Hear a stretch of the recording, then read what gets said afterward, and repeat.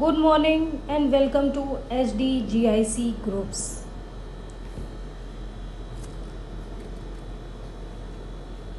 आज हम पढ़ेंगे इंग्लिश प्रोज में 5th chapter torch bearers.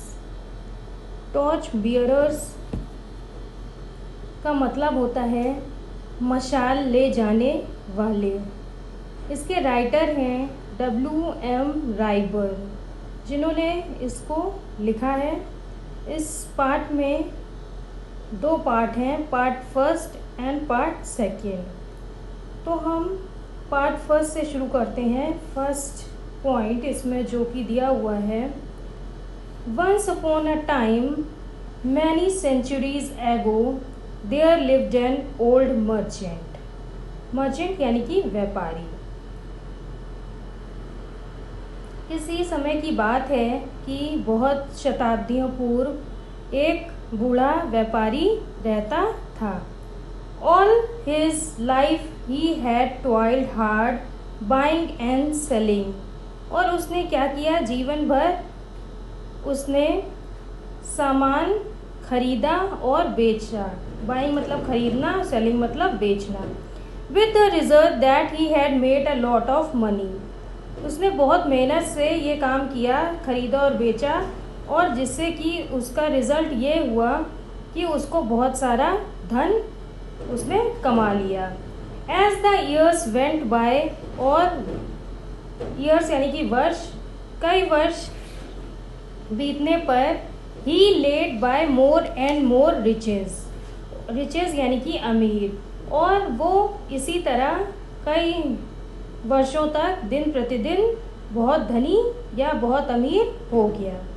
But the day came when he felt that he had not long to remain in this world. लेकिन एक दिन जब उसको ऐसा लगा, ऐसा उसने फेल्ट यानी कि महसूस किया कि वो अब जीवित नहीं रह सकेगा इस वर्ल्ड में यानी कि इस दुनिया में, he began to wonder what he should do with his money.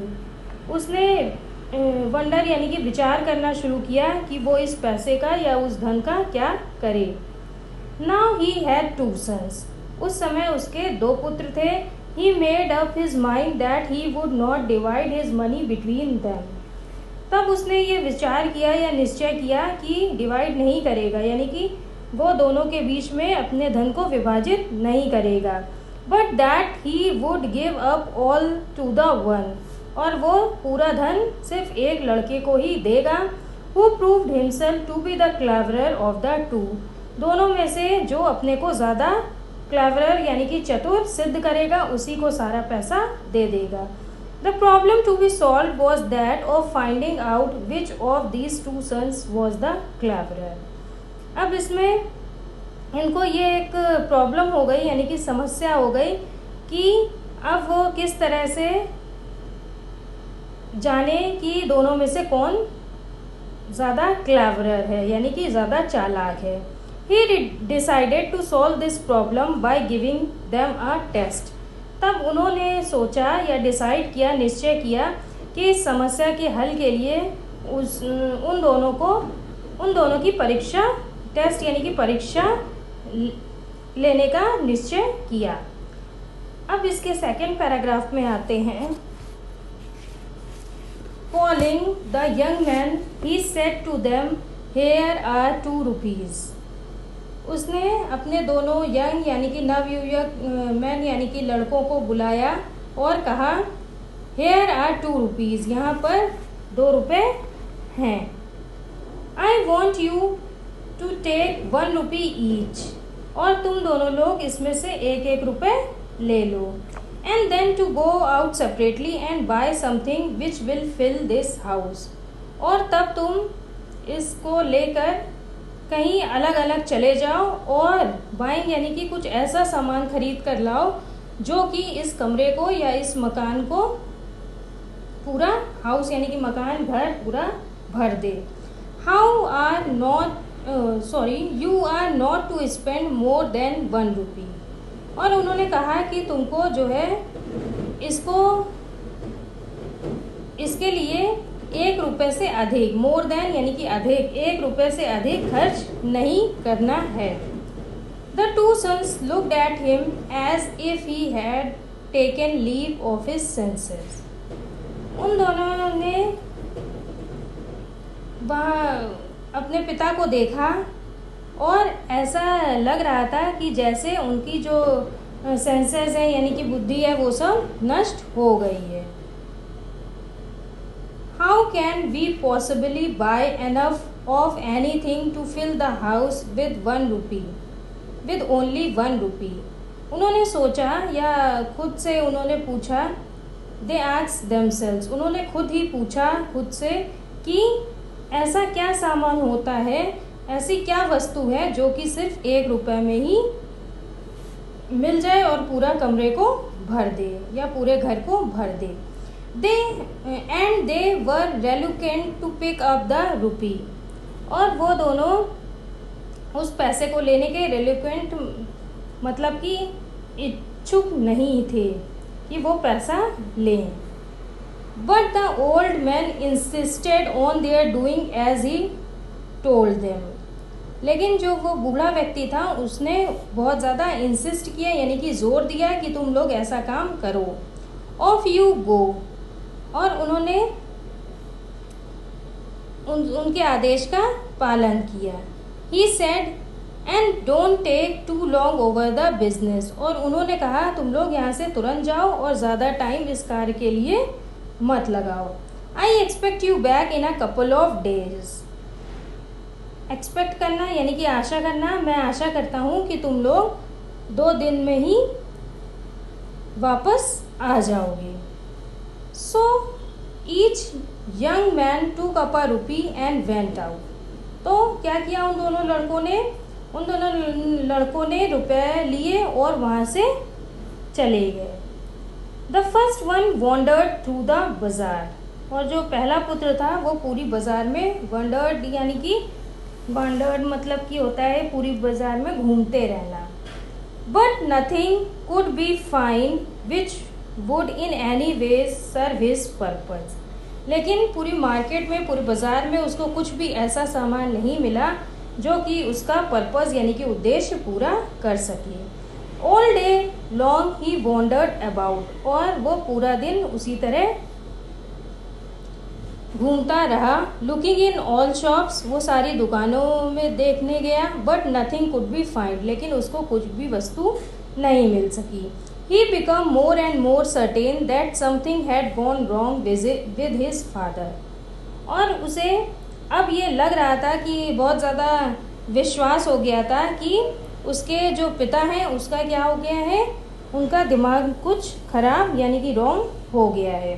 He was about to give up his search in despair. उन्होंने कहा या उसने despair यानी कि बेकार हो जाना. उसने कहा कि वो बहुत ही ज़्यादा निराश हो गया है और उसकी खोज जो है वो अब ख़त्म होने वाली है. सर्च यानी कि खोजना. When he saw a bullock cart with a load of hay. और उसने तभी देखा कि वहाँ पर एक है मतलब कि सूखी घास जो होती है वो भूसे से भरी हुई एक बुलक कार्ट यानी कि बैलगाड़ी देखी. That looks hopeful, he thought. तब उसने सोचा या विचार किया कि इसमें कुछ आशा है. I wonder how much hay I can get for a rupee. लेकिन फिर उसको ये आश्चर्य हुआ कि उसको 1 रुपए में कितनी घास या कितना भूसा मिल सकता है. अब इसके 3rd पॉइंट पे आते हैं. He went up to the driver to the cart and inquired about the price of the hay. तब वो गाड़ी वाले के पास या ड्राइवर के पास जाता है जो कि बुलक कार्ट को चला रहा था और उससे पूछता है. इंक्वायर्ड यानी कि पूछना कि भूसे की कीमत क्या है. There was a good deal of haggling over the price.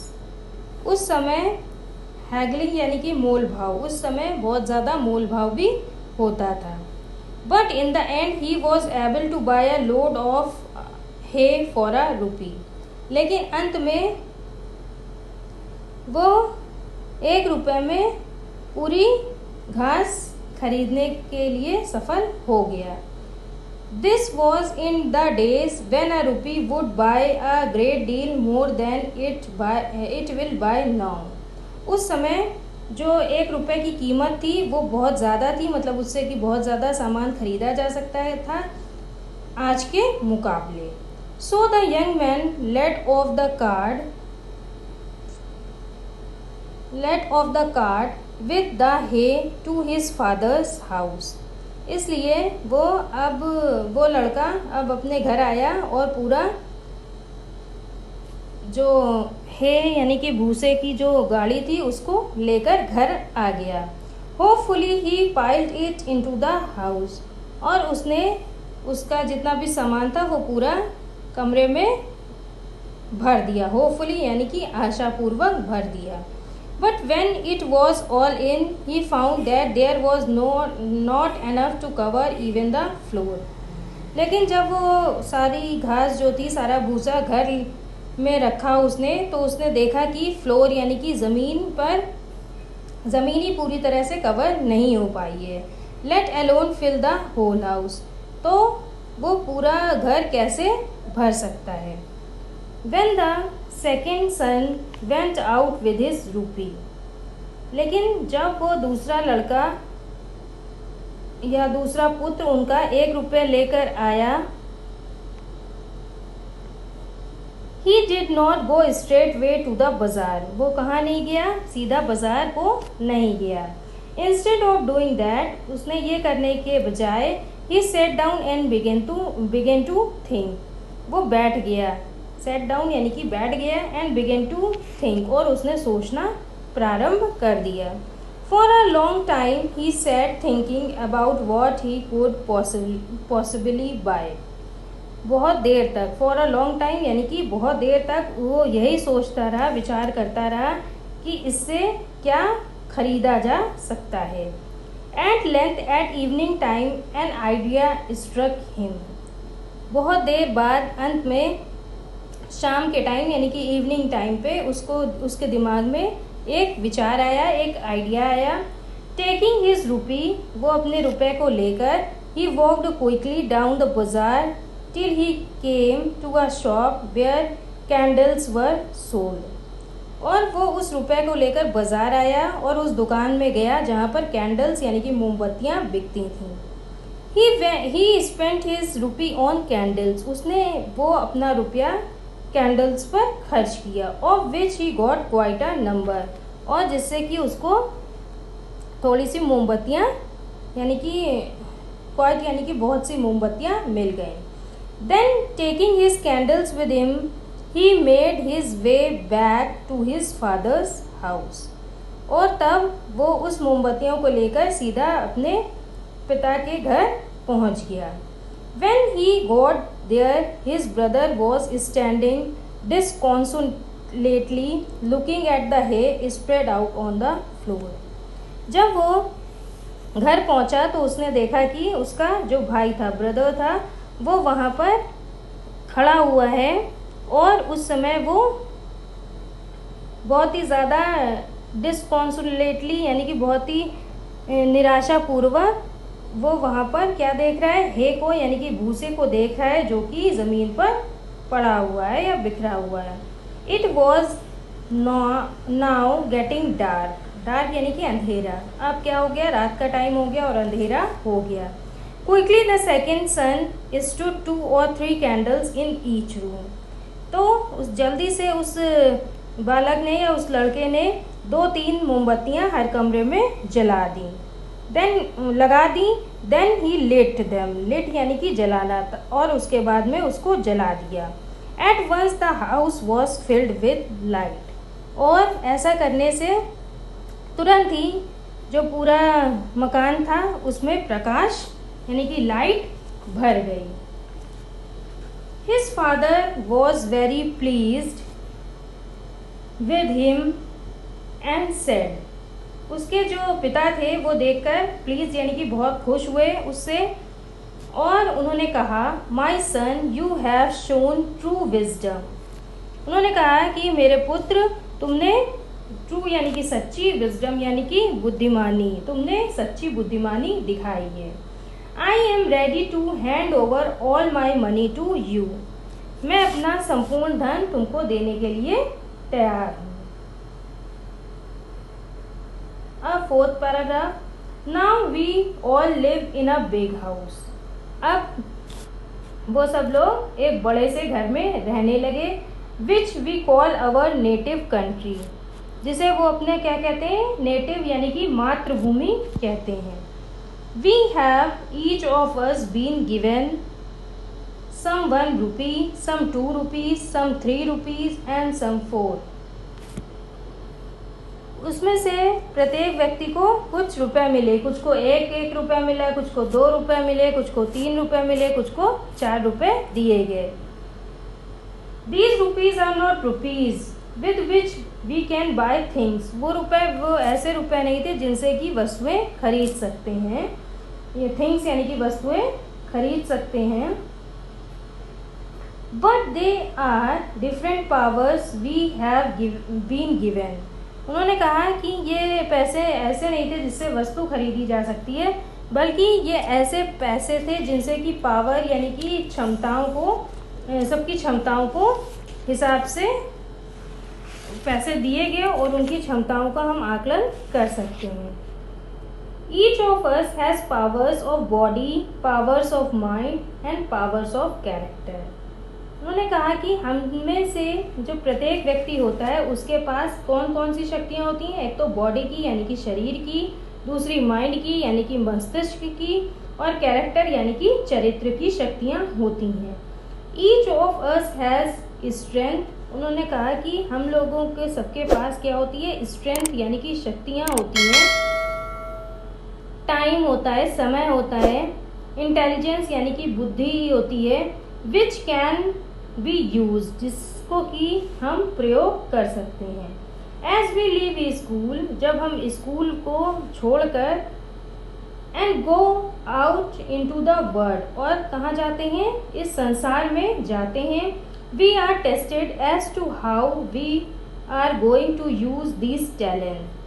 तब क्या होता है, तब हमारी इन शक्तियों का क्या होता है, परीक्षा होती है। टेस्टेड होता है, टेस्ट यानी कि परीक्षा होती है कि हम अपनी शक्तियों का किस प्रकार से प्रयोग करते हैं। Are we going to use them to buy useless है। उन्होंने कहा है कि इससे पता चलता है कि क्या हम लोग इन शक्तियों के प्रयोग से बेकार यानी कि निरर्थक यानी कि यूजलेस भूसा लेते हैं, या फिर और are we going to use them to spread light throughout our house, that is our country. और या फिर हम लोग कुछ अच्छी चीज़ लाते हैं या उपयोगी चीज़ लाते हैं, वस्तु लाते हैं, जिससे कि हम पूरी दुनिया में या पूरे घर में प्रकाश फैला सकें।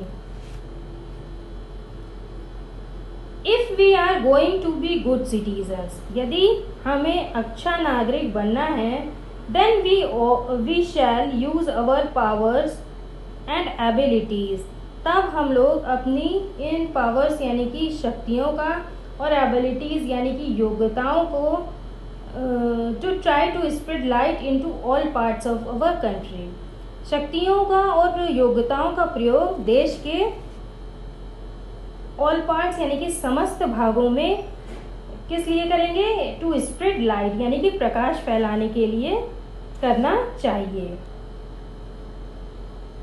That is, we shall spend ourselves the service of our country। इसका मतलब हुआ यानी कि हमें अपने आप को अपने देश के प्रति हमेशा देश की सर्विस यानी कि देश की सेवा में हमेशा लगा देना चाहिए। No country can progress unless it has good citizens. जब तक कि किसी देश में अच्छे नागरिक नहीं होंगे तब तक उसकी प्रोग्रेस यानी कि उन्नति नहीं हो सकती है। So if we love our country and want to serve it, we shall try to become good citizens. इसलिए अगर हम अपने देश से प्यार करते हैं और उसके लिए कुछ उसकी सेवा करना चाहते हैं, तो we shall try to become good citizens, तो हमें अच्छे नागरिक बनने का प्रयास करना चाहिए। While we are at school, जब हम स्कूल में होते हैं, that is what we should be doing. तब तक हमें ये कार्य करते रहना चाहिए. Doing यानी कि करते रहना चाहिए. We should be training ourselves in, और हमको अपने जो है कार्य में प्रशिक्षित होना चाहिए. ट्रेनिंग यानी कि प्रशिक्षित होना चाहिए. सिटीजनशिप में यानी कि नागरिकता में. And cultivating and characteristics of good citizens, और हमको अच्छे नागरिक के जो कैरेक्टरिस्टिक्स यानी कि विशेष गुण होते हैं वो भी कल्टिवेट यानी कि विकसित करना चाहिए. इफ वी डू दिस, यदि हम ऐसा करते हैं या ऐसा कार्य कर सकें, then we leave school and home, तभी हमको घर या स्कूल को छोड़ना चाहिए. And go out into different parts of our country, और स्कूल और घर को छोड़कर हमको देश के विभिन्न भागों में जाना चाहिए. We shall be able to fill it with the light of good citizenship. हम इसे अच्छी नागरिकता, गुड सिटीजनशिप यानी कि अच्छी, और सिटीजनशिप यानी कि नागरिकता के लाइट यानी कि प्रकाश से भरने में क्या हो जाएंगे, एबल यानी कि समर्थ हो सकेंगे. तब हम लोग इसे अच्छी नागरिकता के प्रकाश से भरने में समर्थ हो सकेंगे. तो ये था हमारा पार्ट फर्स्ट, और पार्ट सेकंड थोड़ा बड़ा है तो वीडियो बड़ा हो जाएगा, इसलिए पार्ट सेकंड को हम दूसरे वीडियो में पढ़ाएंगे. और आपको इस वीडियो में कोई भी प्रॉब्लम हो और कुछ भी ना समझ में आया हो तो आप कमेंट बॉक्स में लिखकर पूछ सकते हैं अपनी क्वेरी को. और बाकी के लेसन्स देखने के लिए आप आई बटन पर क्लिक कर सकते हैं. आप इस चैनल को सब्सक्राइब ज़रूर करें, और वीडियो पसंद आए तो एक लाइक ज़रूर करें. धन्यवाद.